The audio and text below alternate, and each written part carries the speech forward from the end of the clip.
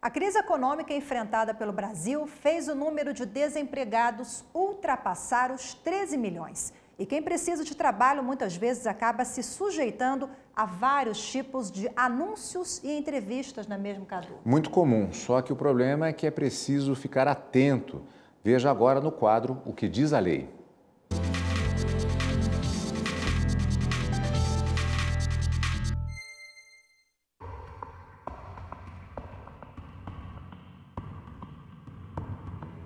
Anúncios que assustam, de tão constrangedores parecem piadas de mau gosto. Aqui uma mulher procura uma babá magra para caber no carro. Na proposta de emprego postada em uma rede social, a oferta era de R$ 1.000 para 15 dias trabalhados. Ainda no anúncio, havia uma série de exigências. Dentre elas, a pessoa deveria ser discreta e educada, ter boa aparência e ser magra. Neste outro caso, também publicado nas redes sociais, para trabalhar em um food truck, a candidata à vaga teria que ser bonita, comunicativa e desinibida. E se a futura contratada fosse inteligente e divertida, ganharia mais R$ 100 e a gasolina. E as situações constrangedoras não aparecem apenas no anúncio de vagas. Elas também podem ocorrer pessoalmente, bem naquela hora de maior nervosismo, a entrevista de emprego. É sentado frente a frente com o entrevistador que o candidato à vaga se vê diante de uma situação que, em alguns casos, pode gerar desconforto. O que mais me incomodou foram as perguntas pessoais, que foram muitas. Meus pais, profissão dos meus pais. E aí isso eu tive que falar, que meus pais faleceram, então ele ficou repetindo durante o período da entrevista várias vezes que eu era órfã. E ele perguntou, seus pais morreram e você está desempregada, como você paga as suas contas? Que eu acho que é entrar demais, eu acho que é entrar muito na minha vida pessoal. Esse advogado esclarece que qualquer tipo de exigência que possa discriminar os candidatos não pode ser feita. Qualquer exigência sobre aparência ou quando é comum a gente encontrar, exige-se boa aparência, esse tipo de coisa não é bem recepcionado pela nossa legislação.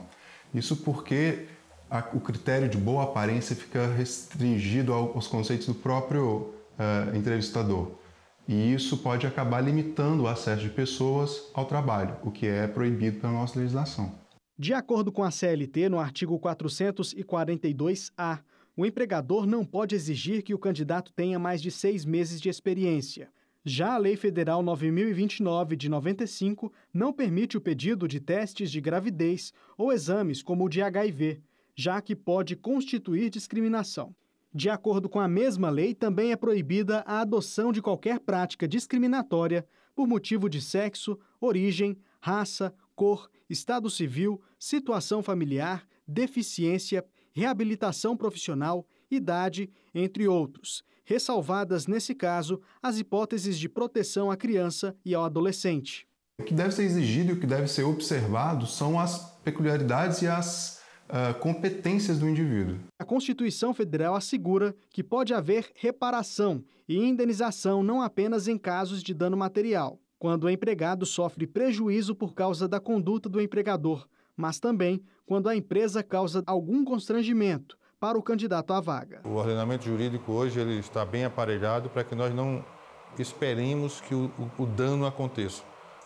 Nós podemos nós podemos agir preventivamente, impedindo que esse tipo de conduta continue ocorrendo.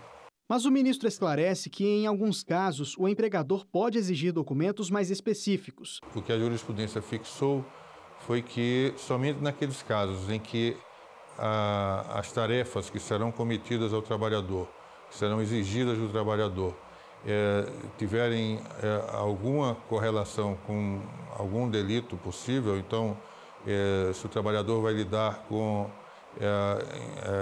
dados bancários, né, dados supostamente sigilosos, telefônicos, o que quer que seja, de clientes do empregador, em princípio o empregador pode fazer essa exigência, a exemplo também do que pode acontecer com o empregador doméstico em relação ao empregado que vai cuidar de sua sua residência, de filhos, de pessoas idosas.